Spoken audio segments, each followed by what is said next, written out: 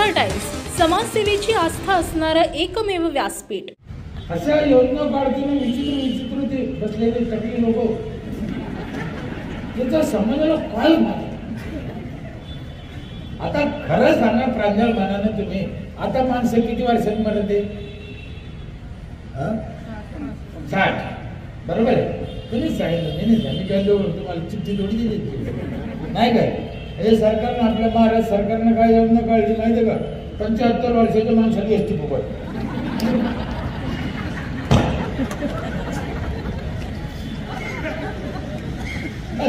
केंद्र सरकारला वाटलं आम्ही काही कमी नाही, त्याने मी काल काढली 70 वर्षाच्या पुढच्याला जावं भाडं फुकट. अरे मरून साठत राहिले. 75 वर्षाच्या माणसाला एसटी फुकट, मला काही कळतच नाही. मग कॉलेजच्या, शाळाच्या, हायस्कूलच्या पोराला एसटी फुकट द्या ना, काय बिघडेल का तुमच्या बापाचं?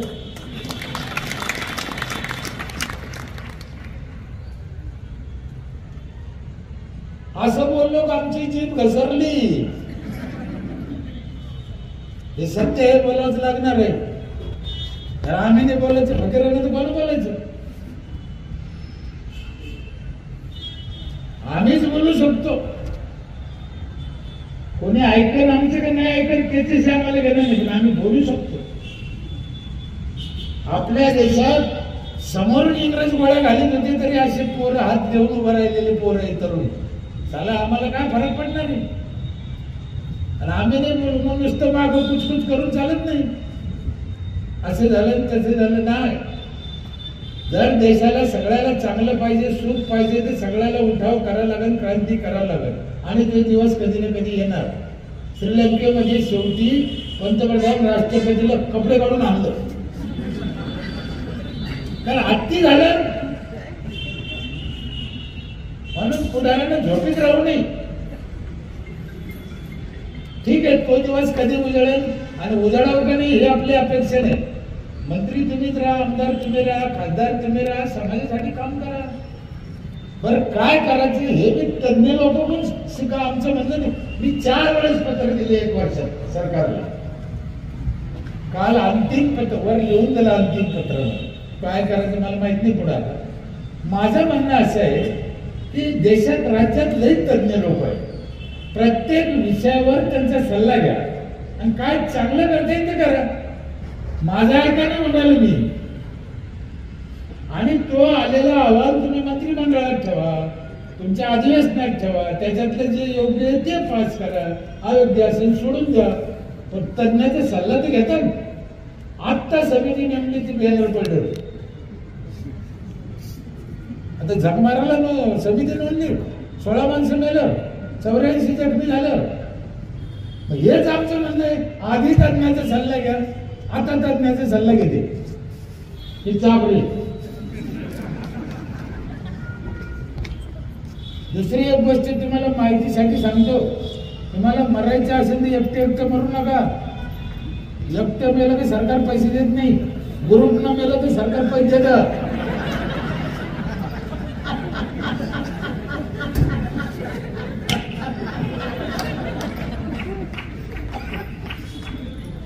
समाज एवढा येडा नाही हो. ते समजते तेवढा येडा समाज नाही. समाजाचं नाही लागलं म्हणून ती पाळी त्यांनी येऊन देऊ नये असं माझं मत आहे. ते कोणाचंही सरकार असो, आपल्याला कोणाविषयी वैयक्तिक काय घ्यायचं. माझं एकच म्हणणं आहे, समाजाचा काय दोष आहे?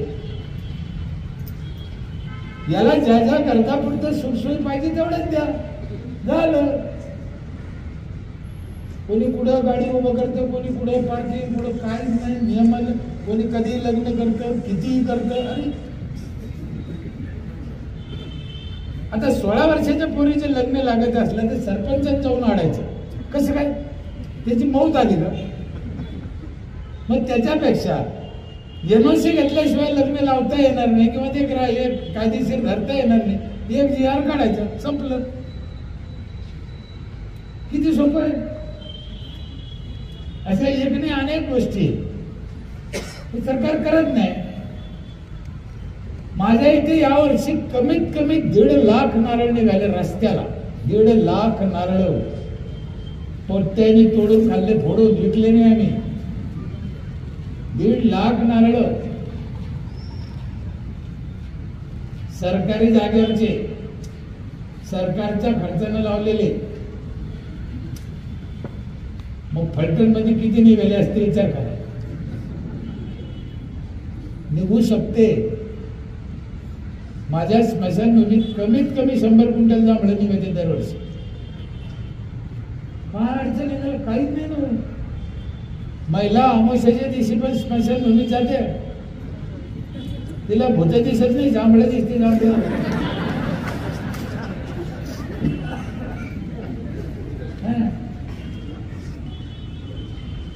लय सोपं आहे, लय सोपं आहे.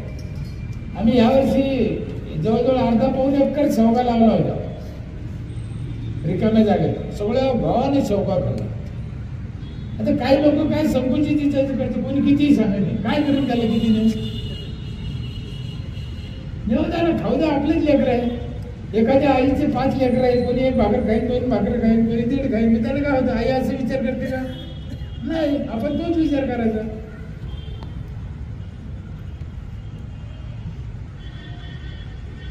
महिलांसाठी वर्षभर सॅनिटरी नॅपकिन फ्री आहे.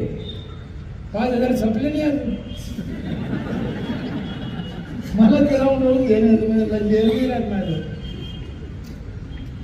संपूर्ण गावाला वर्षभर वायफाय फ्री आहे. पैसे किती घेतले मी? तरी देऊन येतो. लोकांना 5,000 भरा, कपोट भरा. आणि काही स्वभावाचे लोकच विचित्र असते. म्हणून म्हणलो मी घुसखोर. हे अभ्यासखोर नाही, घुसखोर. अभ्यास करणारा माणूस असं कसं करीन? तरी माझी ग्रामपंचायत 8 लाखाला नफ्यात आहे. आणि हे मी कोणत्याही गावात करू शकतो. गणिताना सिद्ध करू शकतो. मोगम बोलणारे अवलाद नाही. कुठेही चला, कोणत्याही गावात करा, कोणत्याही शहरात करा, होऊ शकतं. काहीच अडचण नाही.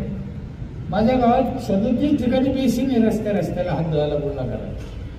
37 ठिकाणी. ते हुशार लोक कोले काय लिहिले, इथं थुकू नको, इथं थुकू नका. आमच्या इथं तसं नाही. 37 ठिकाणी त्या बेसिंगवर लिहिलं, इथं थुका, इथं थुका.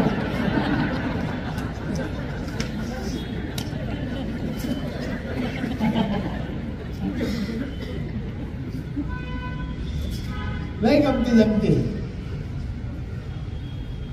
42 CCTV कॅमेरे माझे. सगळं गाव दिसतं पंचायत. बाई घराच्या बाहेर पाय टाकला का पहिले पदर घे. आता त्या मेल्याला ऑफिसात दिसते. चांगलं आहे ना. माझं ऑफिस तसंच आहे. रस्ते तसेच आहे. सांडपाणी तसं, ड्रेनेज तसेच. 4 नळातून पाणी आहे, पण 400 ग्राम पाणी तुम्हाला दिसायचं नाही. आणि गावचं सांडपाणी नॅचरल फिल्टर करून नदीत सोडलं सरकारच्या पैशाने. मग आमचं जवळ काय? मला हे बी सांगायचं की सरकार लय पैसे देत. कधी कधी घ्यायला लाज वाटते. जयंत पाटील ग्रामविकास मंत्री होते सांगलीचे. मला म्हणे तू पर्यावरणामध्ये भाग घे. माझ्या गावाला लय मदत केली त्याने. लय वेळेस आले, 3-4 वेळेस आले. तेव्हा भाग घेतला. मला आर्थिक मदत बी केली. समजून मी सांगितलं. आम्ही खूप झाडं लावली. सगळे झाडं आले सरकारच्या पैशानं. फळं आम्ही खातो. वरून 15 लाखाचा पुरस्कार दिला प्रतिभाताईच्या हाताने. जागा सरकारी, खर्च सरकारचा. 15 लाखाचा पुरस्कार राष्ट्रपतीच्या हाताने. मी तर घेताना लाज वाटत होती. तर कशाच घेतला मी? ते म्हणूनच माझं राहतं. ते तुमचं मशीन नव्हतं ना. तोड तर फिरणारच. माझ्याकडे ते माझं माहीत होतं, पण ते चालत नाही म्हणलं ना तो.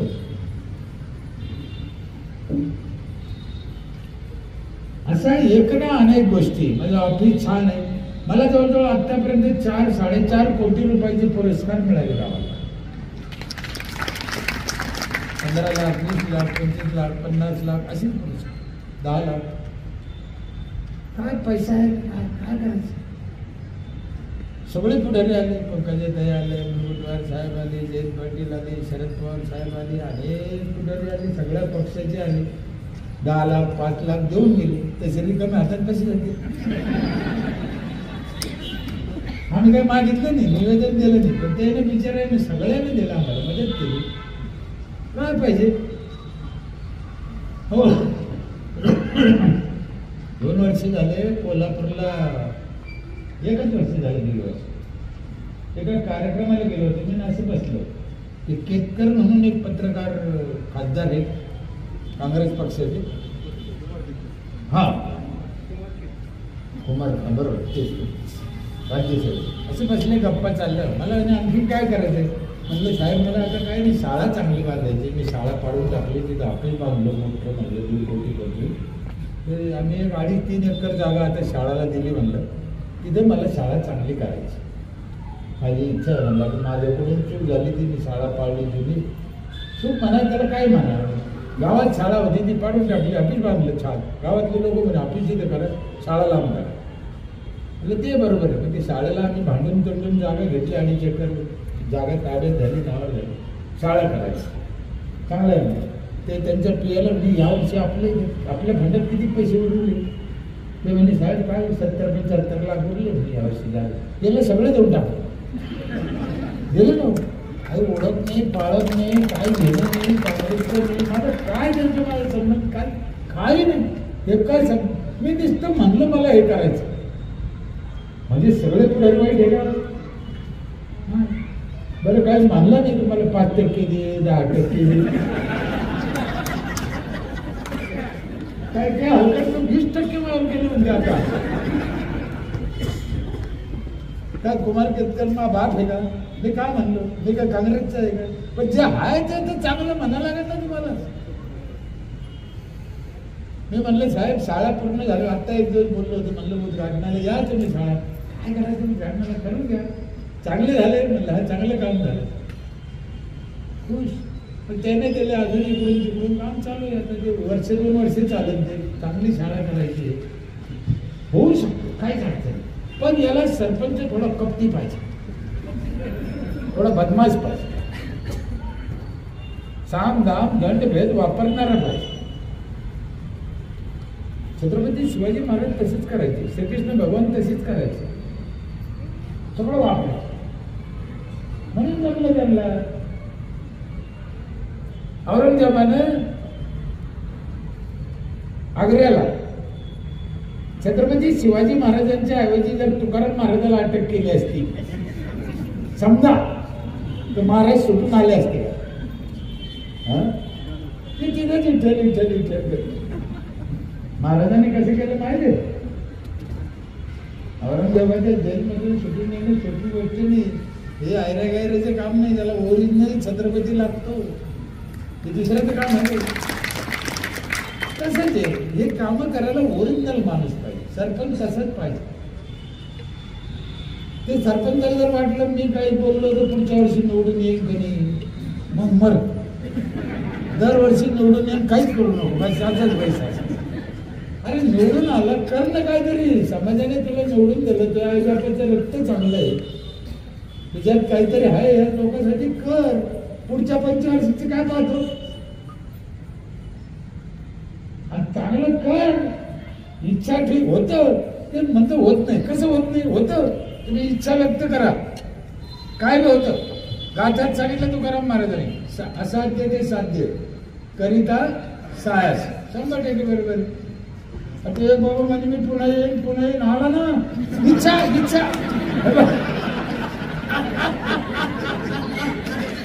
कोण काही येईन आला ना, तुम्ही काय रडत बसता म्हणजे आमचे काय घर. इच्छा व्यक्त करा, मला हे करायचं, माझ्या लोकांसाठी होतं. आणि जो माऊली ज्ञानेश्वरांचा आशीर्वाद आहे बघा, जो जे वांछील. हे महाराजांनी कधी कधी मला असं वाटतं चूक केली काय, हा ना. पण आता कोणी काही वांछू राहिलं, हे त्याच्या यादीत नव्हतं ना. संतांचा आशीर्वाद आहे, खोटं होणार नाही. तुम्ही इच्छा करा, मला समाजासाठी असं करायचं, मला चांगल्यासाठी असं करायचं, होणार. तुमच्या मागे कोणी ना कोणी परमेश्वर कशाच्या न कशाच्या रूपानं, आमदाराच्या रूपानं, खासदाराच्या रूपानं, कलेक्टरच्या रूपानं उभं राहील, तुमचं काम साध्य होईल. तुम्ही इच्छा तर करा चांगलं. आणि एकदा सरकारी अधिकाऱ्याला माहीत झालं ना, हा सरपंच चांगला आहे, करप्टेड नाही, अधिकारी पुढे होऊन येते. 25 वर्षे एक हाती सत्ता होती माझ्याकडे, करोडो रुपयाचे काम केले. 5 मुलींची शपथ खाऊन सांगतो, 25 वर्षात 25 रुपयाचे लफडे केले नाही. करायचं हे सूर्याला माहीत, शिवला माहीत, ग्रामसेवकाला माहीत, सगळ्याला माहीत. बरं मी नाही करीत म्हणतो, ग्रामसेवकाचं काही का? किंवा महापेक्षा मोठा साहेब होऊन गेला संत. 30 वर्षात 3च ग्रामसेवक झाले मला. जे त्याच्यातले आहे समजून घ्या. कशाला ग्रामसेवकाची बदली? 6 महिन्याला 12 महिन्याला काय करायचं? आणि ह्यो काय त्यो काय?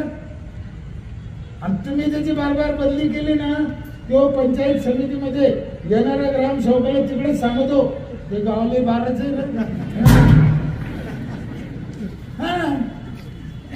याला चिव लावा ना. ग्रामसेवकाच्या पोटात 33 कोटी देव राहते.